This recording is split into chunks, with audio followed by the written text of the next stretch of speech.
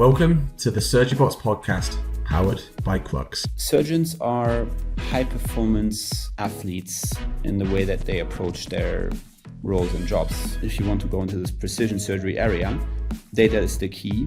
Data about the patient, but also data about the devices. And the combination of the two is extremely difficult to get to from a medical device company's perspective. Surgery is a luxury service and luxury good. I think the most important metric is total cost of care for a specific, let's say, clinical pathway or diagnosis. That means we need to generate a data acquisition layer that then was able to create what we call the high fidelity surgical record. The more sophisticated robotic systems are out there that actually are creating this lower total cost of care, the more adoption there will be and the faster adoption there will be. Before we deep dive into this episode, I wanted to take 30 seconds to introduce you to the sponsors of this season of the podcast, TTP.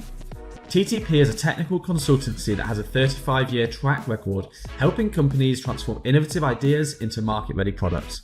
Their 300-strong team of scientists, engineers, and designers all under one roof can take care of your surgical robotics or imaging technology from a napkin sketch all the way through to early stage commercialization. I was lucky enough to get the invite out to their Cambridge facility. They gave me eyes on a number of the projects they're working on, and not only is the facility state of the art, but the main competitive advantage I see with these guys is their people. A group of incredibly smart, focused and friendly guys who do not shy away from a lofty engineering challenge. If you want to learn more about some of the work they've done or to talk more about a project you have in mind, shoot me a message on LinkedIn or visit their website, ttp.com, to get in touch with one of the team. Hello, Bjoern, and welcome to the Surgibots Podcast. Thanks for having me, Henry. It's an absolute pleasure to have you on here, and I'm going to dive straight in with a statement that you made when we actually prepared for this podcast. We are the biggest competition for surgical robotics companies. So I know that's a little tongue-in-cheek, but I'd like to unpack that now and later in the episode too. Yeah, thanks for picking that up. And of course, it's a controversial statement, and it's a statement made in the present tense, which is not true because at this point, at our scale, we are not a competitor and we're not a company that makes any physical medical device.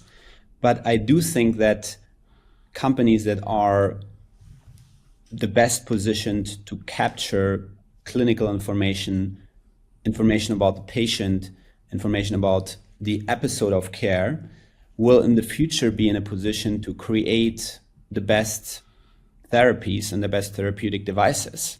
So from a perspective of competitive positioning, being the data aggregator and having the highest fidelity data and the most data points will put Caresyntax into a position in which we can either continue to choose to work with the MedTechs, which we're doing at the moment, providing data, providing value analysis, providing total cost of care analysis, links to insurance and reinsurance, or we could also partner up with a robotics company or several robotics companies and MedTech companies to create the next generation of devices together.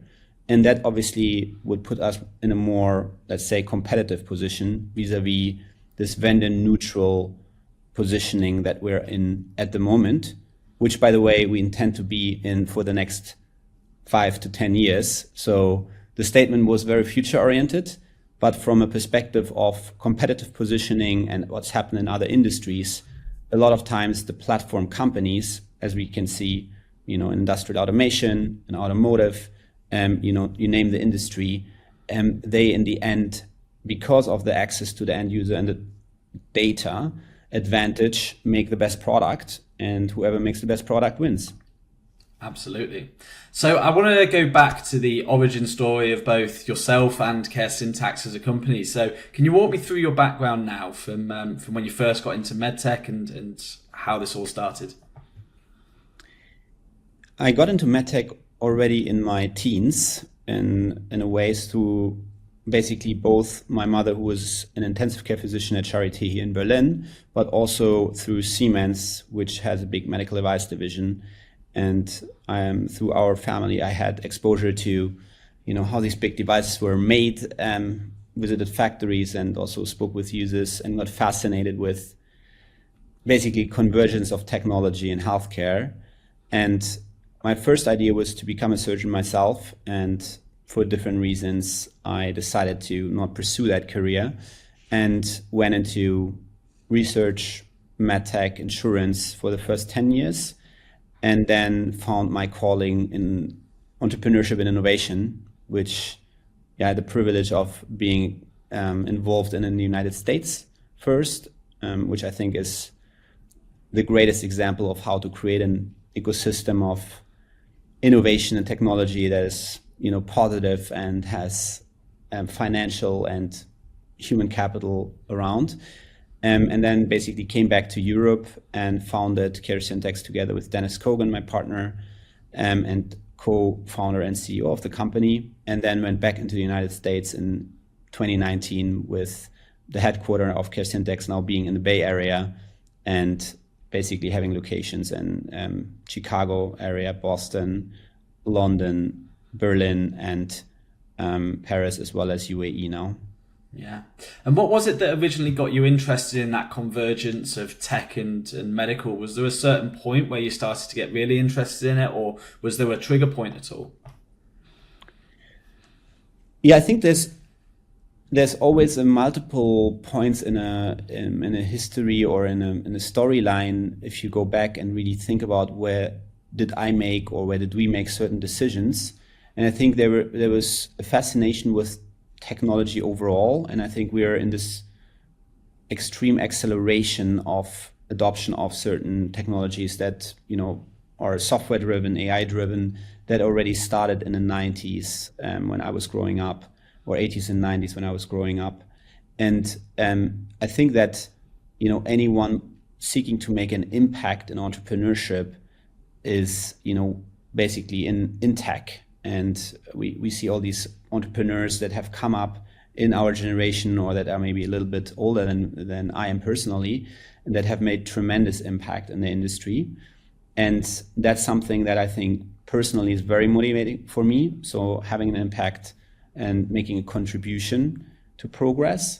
And then the other point is, specifically to healthcare and surgery, there's just so much to do and so much demand. So if you look at the surgical market today, 350 million, 400 million major interventions globally, it's a huge success story from a perspective of healthcare overall, millions of lives saved every year, and a lot of positive impact.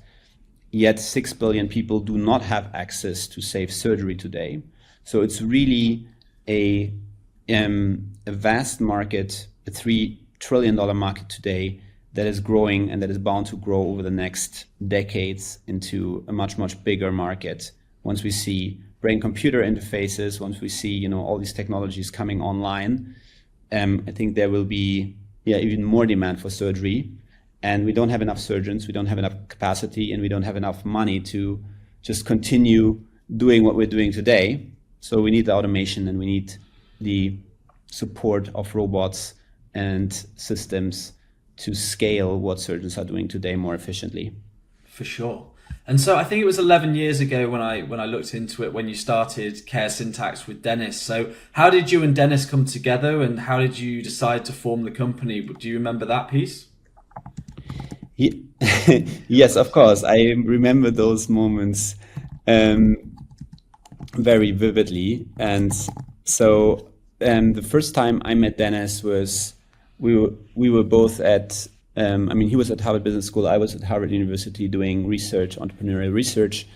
And we met actually through his wife, through a German society. His wife is German, and he has originally a Kazakh background and kind of grew up in the United States. And the way that we met was personal, but we quickly kind of moved into conversations about business, and he had this German angle and he had the surgical angle because he was coming from a multi-generation family of surgeons and entrepreneurs. So I think from a values perspective, we were very much aligned, and from an interest perspective, we were very much aligned. And we started working together. It worked very well, and we did a study together with Harvard Business School on surgery and top-down analysis of the market I realized for the first time the magnitude of, what we're talking about here financially, but also in terms of impact on human lives, but also the variance and the risk. And that got the mission thereafter to kind of create tools and systems that support transformation of surgery into a modern day environment in which we can count on outcomes as more or less certain, and are not walking into a room without knowing if we'll come out alive, so to say. Sure. So, I mean, when you were first pulling the company together, did you have the idea that it was going to be an AI company, or what was the original idea? Where did you go when you first pulled it together?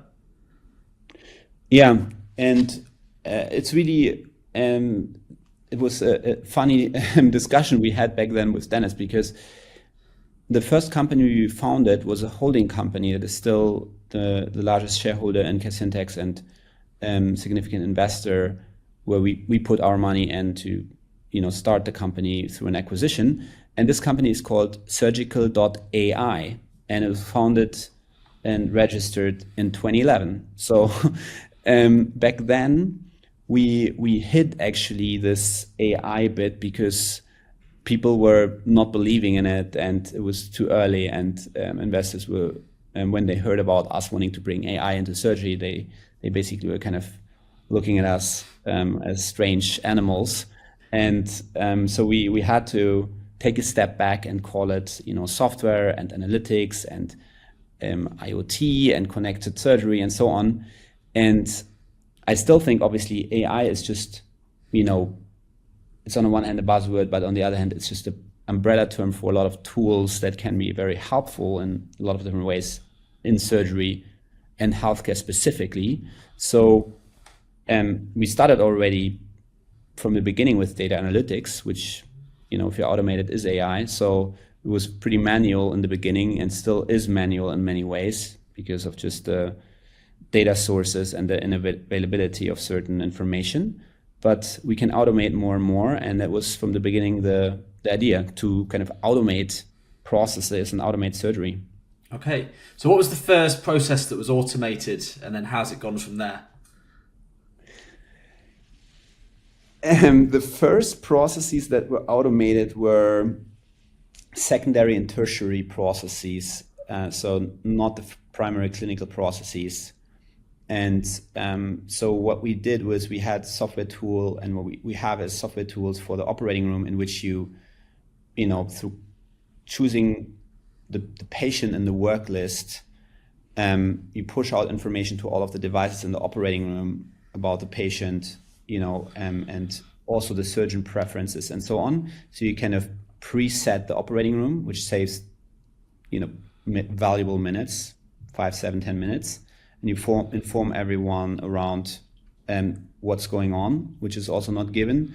And it stays on the displays throughout the surgery. So that's one of these kind of risk prevention mechanisms that we have. Always which patient, always which procedure. And, that makes the checking and kind of awareness of what's about to happen much more easy. So it was kind of automation of system integration and pushing and pulling data from the EMR and different systems in and out. And that was kind of the genesis of us showing value by basically decreasing time that is needed for setting up the room, for administrative workflows, for documentation. Those were, I guess, the first few algorithms and analytics tools that we brought into the operating room. Okay, cool. And was it like a phased approach where you've added more and more and more along the journey, or have you kind of done it in big blocks where it's like a big update with more automation, or how's the journey gone from there? Yeah, I think the realization was after the first horizon that just the data quality and availability of high fidelity surgical data is very limited and basically non-existent till today. And so what we decided to invest in then is to create an infrastructure solution to collect data And that is, possible outside of the operating room through standard interfaces like HL7, DICOM, and FHIR, and so on. So you can plug into the back end of existing systems and tools, even outside of the hospital, to collect patient information. Inside of the operating room, it's a major challenge because there is a lot of unstructured data that is generated, machine information, video information, how has a surgery been conducted in the anatomy of the patient, so to say, and how has the team moved and supported the surgeon and prepared and basically finalized the surgery. And that means we need to generate basically a data acquisition layer that then was able to create what we call the high fidelity surgical record. And based on that, we started learning and understanding what are critical paths, what are issues that occur in specific surgeries, why do certain surgical procedures have higher variance, higher risk, higher complications and readmissions. And then we kind of drilled in on these issues and understood the risk factors and tried to build tools to address them. But the key really still was and is going to be in the future, going back to the initial claim that we made around, who's going to become more and more commoditized as we have better data and better information. It is about the medical device companies, and whether or not their devices are providing the appropriate kind of precision surgery for this patient, or whether or not there's something else out there that could be used that is better.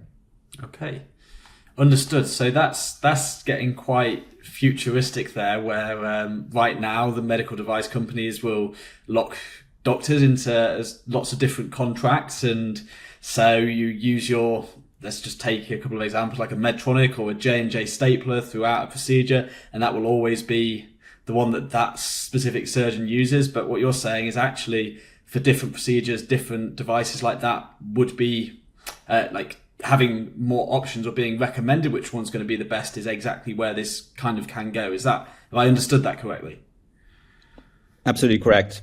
There's some really impactful examples, and one of them is the hernia surgery. In the EU, let's say there's 500,000 or 550,000 hernia surgeries every year, and the reoperation rate is, depending on the source of data, between 30 and 70%. So that is an extremely high, obviously, complication rate. And the reasons for that are, A, it's complicated surgery, but B is standardization. So the meshes that are used are standardized, and usually it's just kind of the cheapest mesh around, and that is a huge cost factor in the short and midterm. If you use a different mesh, maybe larger one or a more, let's say, resilient one, that may cost you a few tens of pounds or euros or dollars more, or maybe a few hundred more, you will have a dramatic decrease of these complications within a specific population. And we're talking not about like 1% of patients, we're talking more 30-40% of patients. And so that is something that we can stratify before the surgery by understanding the risk factors of the patient and systematically mapping them, and then recommending to use a different method or a different device to treat that specific patient systematically and at scale. And that is an extremely impactful, obviously, method to the patients, because I've had friends and family members undergoing hernia surgery and having to go and be reoperated time and over again, which basically takes them out of their activity life, and some of them, get out of the workforce even. And so it's a really debilitating progress if you have this type of complication, and it's a huge cost factor for the system. It basically makes the surgery unprofitable also for the hospitals usually, because they have to pay for it. And so it's really a lose for everyone, including the hospital, to follow, let's say, a standardization approach. And really, if you want to go into obvious, if you want to go into this precision surgery area, data is the key, data about the patient, but also data about the devices. And the combination of the two is extremely difficult to get to from a medical device company's perspective, because they will always have to sell their device and they cannot recommend somebody else's device. It's just not, the rep will get fired if they do it. We can, because we're vendor neutral, or we can provide the data so that the decision maker, the purchaser in the hospital or the surgeon can make the right decision for this type of patient. Sure. So when you're looking at this then, so I think you said a figure 70 and 30%. I can't remember whether it was 30% readmissions or 70% readmissions. Was it 30% readmissions for hernias? It depends on the data source. Okay. So there's different ones, but it's between 30 and 70% on 550,000 annual hernias in Europe. Okay. So where do you think you guys, where do you think you can bring that down to, or how many cases do you think you can affect, or what's that percentage able to drop to by using your platform, do you think? So, that's where it's obviously getting tricky. And if we're talking about like a hypothetical scenario and saying, okay, we can be implemented across Europe and basically our risk predictor is used in every time that a hernia surgery is planned, then I would say we can get it to the single digits. Wow. And so it's a significant reduction because it's basically personalized. It is taking risk factors into account, and it will also help the doctor and the surgeon to understand which patient is actually at risk of a reoperation and take care of them differently after the surgery. So it's all about identifying the patients, be it, in orthopedic surgery, in neurosurgery, in heart surgery, in all these different disciplines that have a higher risk per se, just by nature of, their behavior or their socio-demographic environment or whatever it is, the risk factor is, that they have a higher risk, and then taking care of those much more proactively after the surgery to make sure they are, put on a path of recovery.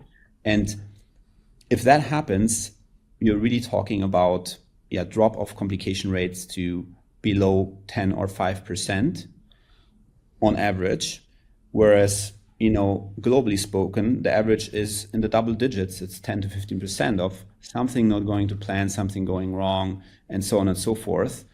And that is not something that we should accept as a society, as a system, as an externality, because it is entirely addressable with currently available technology. Okay. That's super interesting. So how do we get there? What's the roadblocks, or what's the challenges that lay in our way from getting to a society like that? There are, of course, many, and there are also a lot of good reasons why we're not there yet. And I would say there's financial reasons, there's regulatory reasons, there's cultural reasons, and there's also competitive dynamics. And the first one is financial. And I would say that most hospitals and most surgeons, I would say 99.9%, if you offer them a system like this, they will say, of course, I want it. And then the question is, who's paying for it? And at the moment, there's no reimbursement code for something like this. So you have to find the budget elsewhere, and that is oftentimes challenging to impossible, because hospitals have a lot of pressure and systems have a lot of pressure on costs. So we have to kind of figure out a more sustainable way of financing this, which in our case we found through medical malpractice insurance companies that are interested in reducing the risks, employers, health plans, and also innovative health systems that have more capital.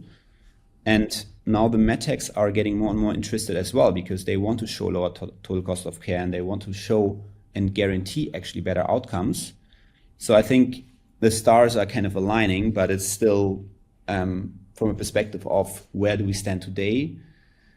Yeah, we are 20, 30, 40 years behind in surgery in terms of deploying standard tech in terms of safety that is used in other industries. And that's also then going into the second and third and fourth point. There are regulatory hurdles and there are data protection topics. Some of these algorithms we talked about, they are medical devices, class 2A to B. If it's clinical decision support automation, it has to be, extremely safe because you're taking the decision out of the hands of the doctor or the surgeon or the nurse, and you're letting an algorithm make that decision or support the decision. So that algorithm has to be tested and has to be validated. So it takes time. And then from a cultural perspective, I would say the adoption of IT in healthcare and the promise of the EMRs to reduce workload and to make everything very nice and easy has been broken. And people remember that. If you come with a new tech solution into the operating room and say, we're digitalizing everything and it's going to be fine, people are looking at you and say, no way. I've heard this song and dance 5 or 15 times, and I'm doing now more work. I have more administrative work. I have 15 different systems.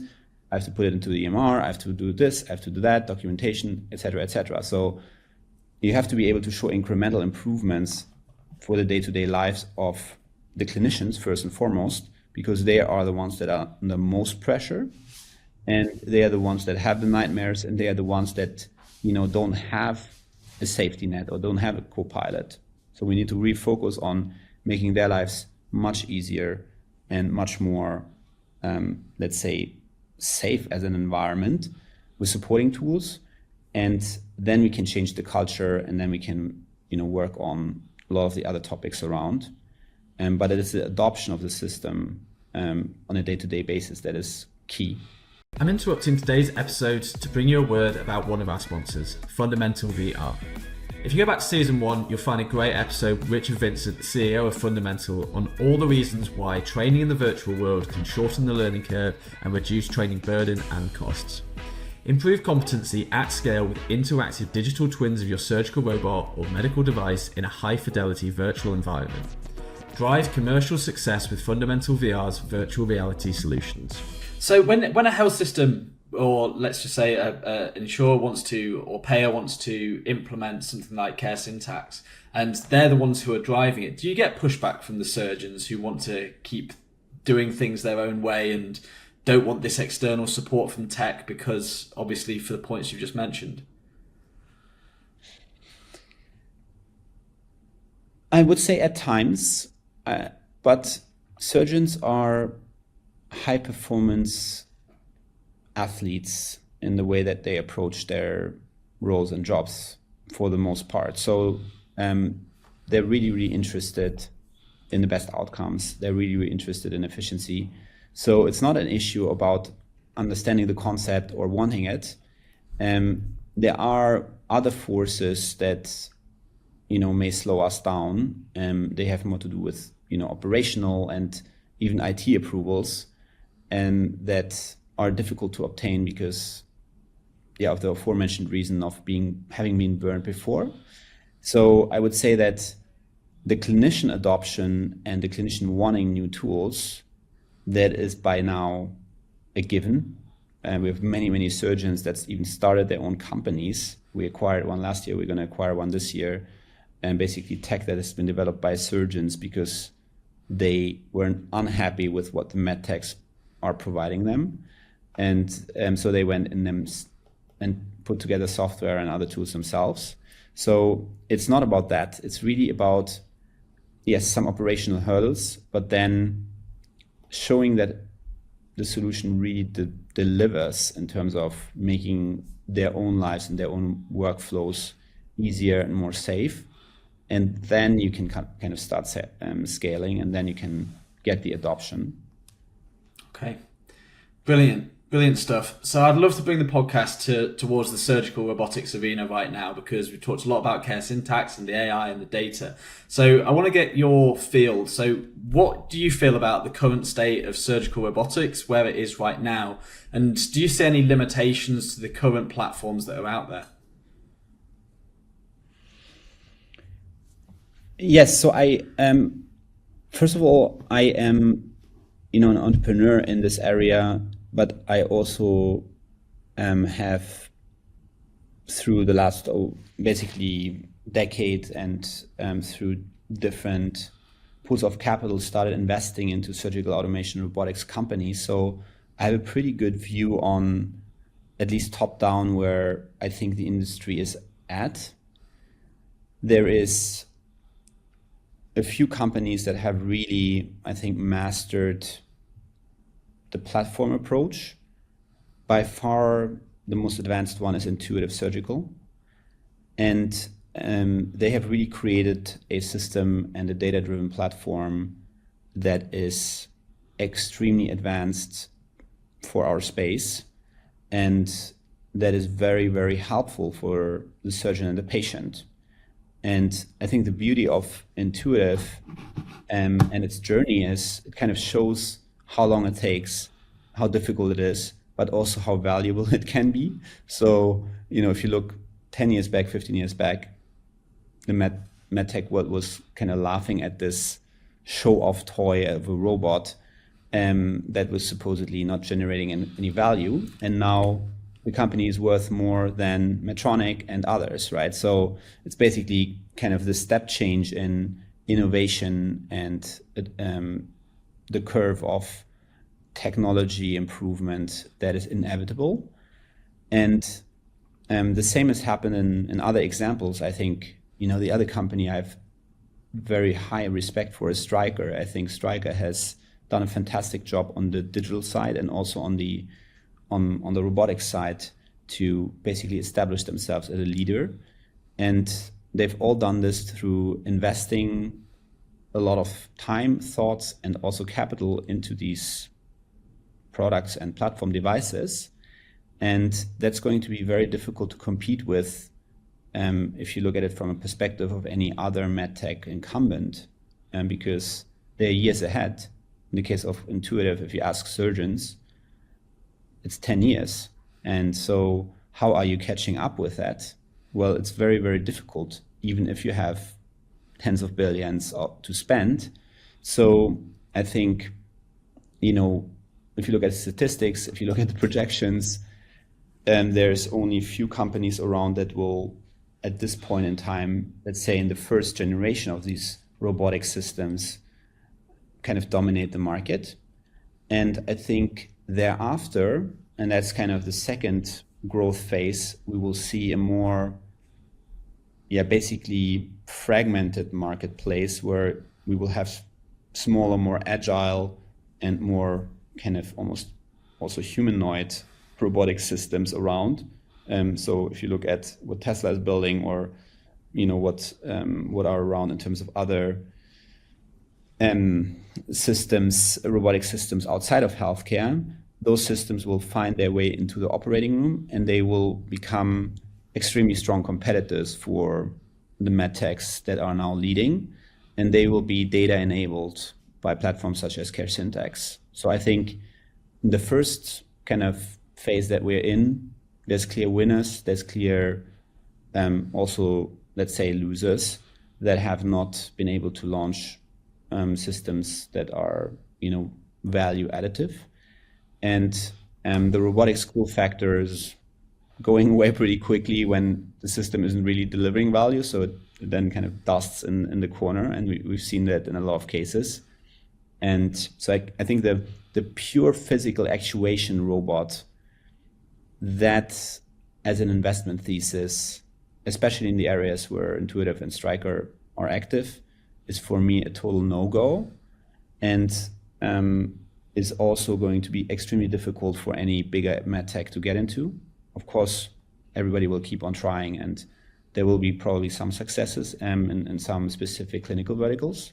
But as a platform, there's Stryker, there's Intuitive, there's a few other ones that are building up systems that are relevant in specific subsectors in neurosurgery and so on. But the rest of the market hasn't really been kind of paying attention enough to those systems. And by the way, Intuitive, is a very, very much software-driven company. I mean, it's a lot about embedded software. It's a lot about, they have a console. They have a lot of different elements of what we're building at Caresyntax. Of course, we don't have the robot, but are integrated there as well. They have a pre-surgical planner. They have a learning co-pilot system now and built into the Da Vinci latest generation. And so, it's a very extremely admirable job that this group in this company has done. And it's exciting to be kind of sometimes partnering with them, sometimes competing with them, because there's so much we can learn and so much we can also do together in a way. Because in the end of the day, yes, we are competitors sometimes, but in this industry, and that's also what I love about it, we also always work together in one way or another. So it's a very kind of collaborative ecosystem actually in surgery and in the space, and innovation friendly and open. So it's a good place. Yeah. So in Intuitive have defined the lane and defined the category. However, they aren't everywhere. I feel sometimes there's a bit of a forgotten population with Intuitive, where they want to compete in the markets where they can earn the most money, basically, and kind of leave the, forgotten world behind. So how can we, as a society, because as you shared, so this is a bigger mission than just Caresyntax, this is a societal change that needs to happen. How can we provide data and value to the humanitarian projects almost? How do we get in there with patients who don't currently have that tech enablement, and how do we drive this to actually be more global? Yeah. So I think, that is it's overall, maybe taking a step back, surgery is a luxury service and a luxury good. So surgery is not accessible to billions of people of the world, at least safe surgery isn't. And that is a fact, and that is not something that we can change overnight. And it's also not something that Intuitive or anybody else could change, even if they weren't going after the most profitable markets and basically verticals. So I think the notion of surgery being more accessible and of health equality is a very important one, and it's something that Caresyntax can probably have a quicker and more impact in than a company like Intuitive, because we are making digital tools and they have marginal costs that can be close to zero. And that is why we've been able to, let's say, deploy software in frontier use cases, even to the degree of having installations in refugee camps or, in places where you just need a 3G or a kind of internet connection, and then you can bring in learning tools and you can bring in live telestration or teleproctoring or things like that. And that is something that is quite unique to software, I guess, and to basically the connected world that we live in. And that is, basically something that is more almost in our court than in the court of a Medtronic or medical device company. The other, let's say, movements that are happening in the markets are that in China and India, there are local groups that are producing medical devices and also robots, and they are of pretty good quality today, and they will be of very good quality tomorrow, and they are much cheaper than what anybody makes that is producing in the US or in Europe. So you will see kind of different cost base and different levels of essentially new robotic systems that are emulating the existing ones and leapfrogging maybe in the digital side that are coming into the market. And depending on tariffs and on other trade barriers, those could be strong competitors or weaker competitors. I do not think that in surgery per se,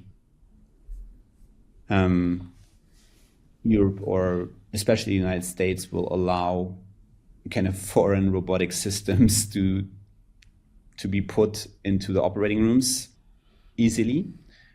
But a lot of the rest of the world will do that. And that's obviously where a major part of the population is. So I think, in terms of addressable market volume, the US is by far the largest in terms of dollar volume. And that is a market that will be dominated by Intuitive and others.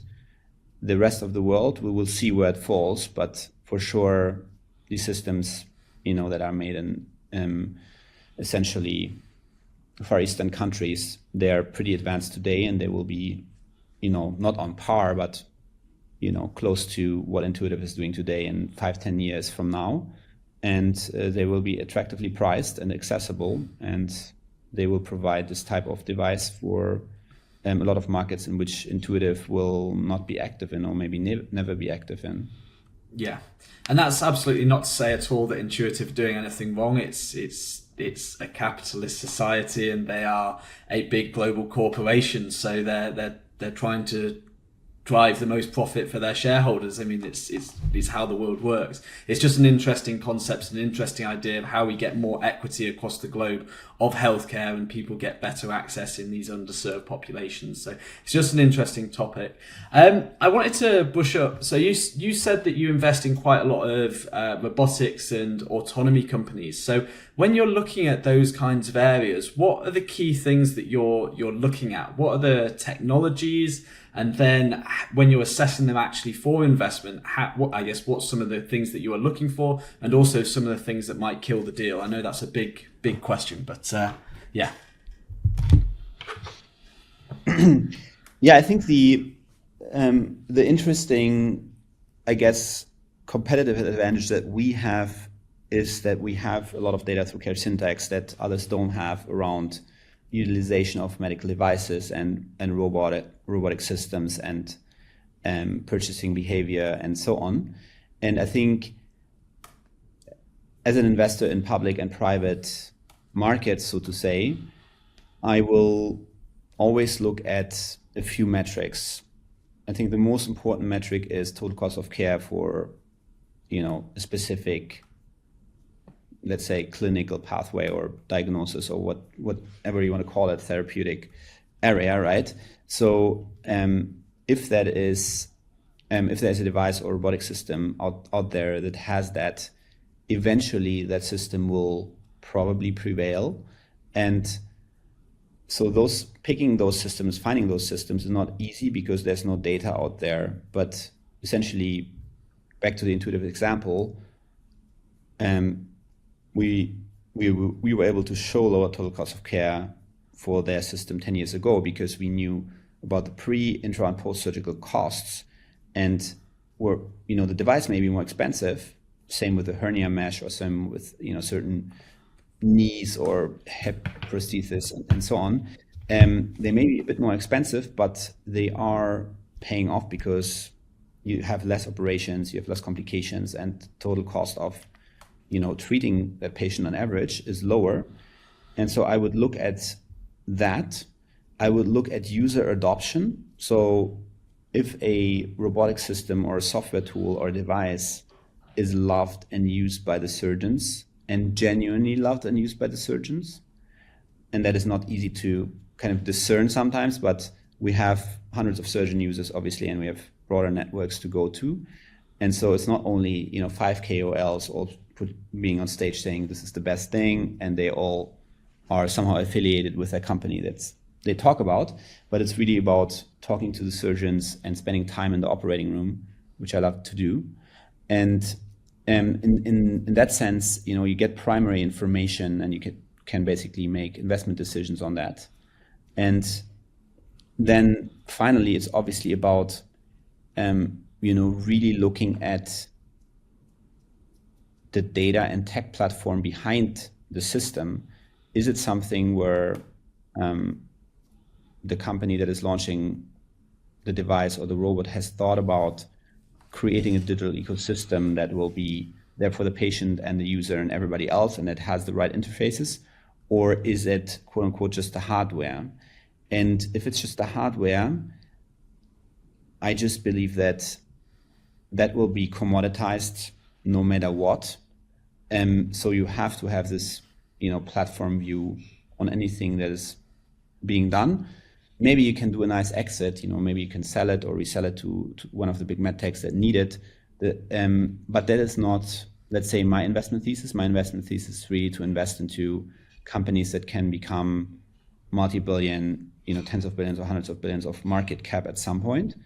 And of those, there are not many, and they're difficult to find, but they are out there, and they are out there in surgery. They're out there in surgical device space. As I mentioned, I'm very excited about this brain-computer interface, basically ecosystem, because I think that is going to be transformative for medicine and for humanity.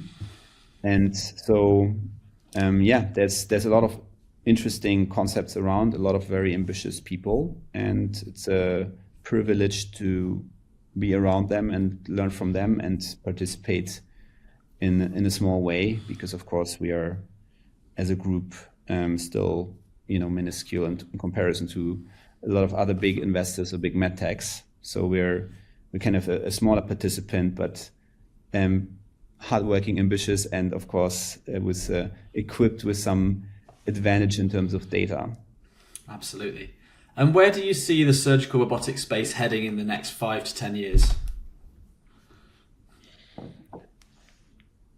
I think there's going to be growth and adoption across all different, let's say, major therapeutic areas of robotics. And that is going to be driven by basically supply. So, the more sophisticated robotic systems are out there that actually are creating this lower total cost of care, the more adoption there will be, and the faster adoption there will be, because it's just a much more attractive value proposition for everybody to have this type of machine in between the surgeon and the patient, and because it has so many capabilities that a human will never have. And also for the surgeon, hunching over the patient for 7 hours, with a head turned to the left to look at a screen, is basically detrimental, as we've seen in many studies. So I think for everybody involved, if we had more of these systems, they would be more in use. So as we are producing more as an industry of those, we will see adoption. I think we will see a massive adoption of digital tools, and those will be obviously combined with these MedTech products. So there's going to be no medical device in 10 years, in my opinion, no major medical device that will not have some sort of digital workflow associated with it. It's not going to sell. It's not going to be used because it doesn't make sense. So I think, the kind of digital environment, the pre, intra, and post surgical environment will be completely digitalized, and that's going to be a big benefit to the surgeon and the patient, because that will allow for this precision surgery really to take off. At the moment, we're still talking about mass standardized procedures most time, and even intuitive. Why are they successful? They've picked a standardized procedure and they mastered that top device for 2, 3, 4 areas. And there's a lot of areas in which that is not possible because it's inherently more patient specific. And that's where we will need more of these digital planning tools and digital guidance tools during the surgery that will recognize and have situational awareness and patient awareness. And so those are the two predictions: much more software and more actuation and robotics that we'll see. And some surgeries, I think in 10 years, some are already today automated, in ophthalmology and maybe a few other areas. I think we'll have some areas that will be automated. I don't dare to predict today which ones, but there will be some, and that's going to be a huge improvement to the cost curve and to the accessibility and the quality curve. Okay, brilliant stuff. And so to finish with then, what can we expect to see from Caresyntax? What's next? What's coming up? We are committed to innovation and continuing to basically further precision surgery and value-based surgery and making this environment safer and smarter for the surgeon and the patient. That is our mission. We're a very customer-centric company, so we will listen to what does the surgeon need, what does the patient want, what does a hospital need, and also what are the needs of MedTech and insurance as consumers of our data. And so you will see continued investment into our product. You will see continued growth of our customer base in different countries around Americas, EMEA, Asia. And I think we will launch something that is very, very sensical, but also unique in surgery, which is going to be you could call it app store or kind of channel for AI developers that have produced algorithms, validated algorithms that can help surgeons today, and that struggle to get them in the hands of surgeons because there's no high-powered edge compute in the operating room, there's no high-performance compute environment. And so because we have 3,000 operating rooms which have edge compute and IT systems installed, we can offer this opportunity to basically bring hundreds or thousands of applications into the hands of surgeons and into the hands of nurses and other users. And that is something that I'm very excited about. And we've already started doing this. We've been, integrating with different systems. We've been integrating with different, basically supply chains of more compute and medical device. And since last year, we've also started partnering with software developers and AI developers that have spent decades developing specific algorithms, let's say for surgical site infection or for hernia repair guidance or for tissue recognition or understanding of whether or not there's a retained foreign object after the surgery or team dynamics. And these groups typically have very good software and very good product, but no channel. And we intend through this, app store, let's say concept, to bring those technologies much faster to market, validate them, and then put them in the hands of surgeon at a much lower cost than currently. And that's very exciting. Excellent. Thanks for joining me today, Bjoern. Thanks, Henry. It was a pleasure.